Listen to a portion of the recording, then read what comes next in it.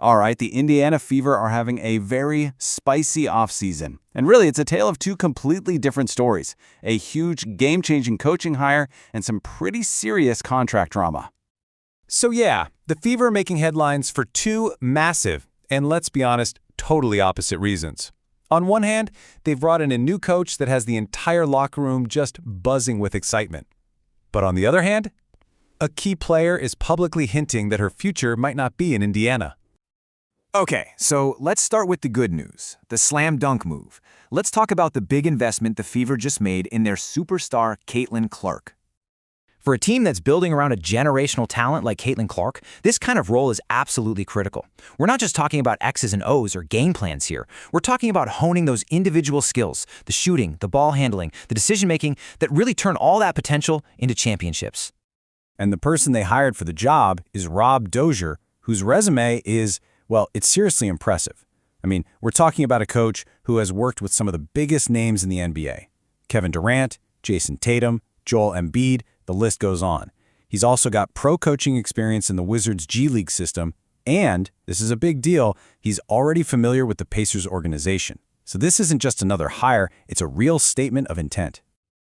So, what was the reaction from the team's biggest star? It was immediate.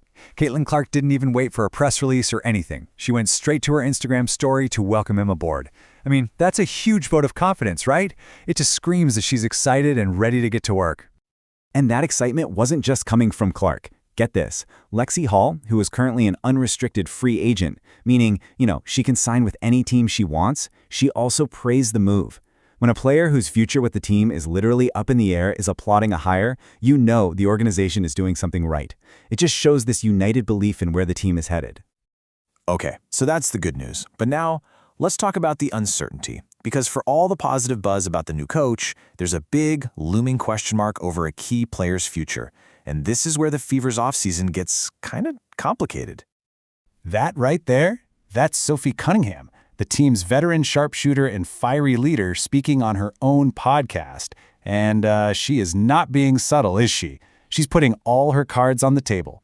She wants a bigger, multi-year deal that lets her actually put down some roots.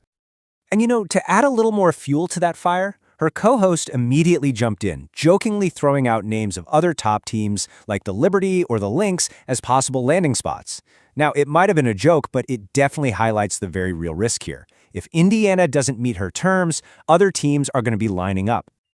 And this is the big dilemma for the Fever's front office, right? Sophie Cunningham brings this toughness and veteran leadership that is just so vital for a young roster.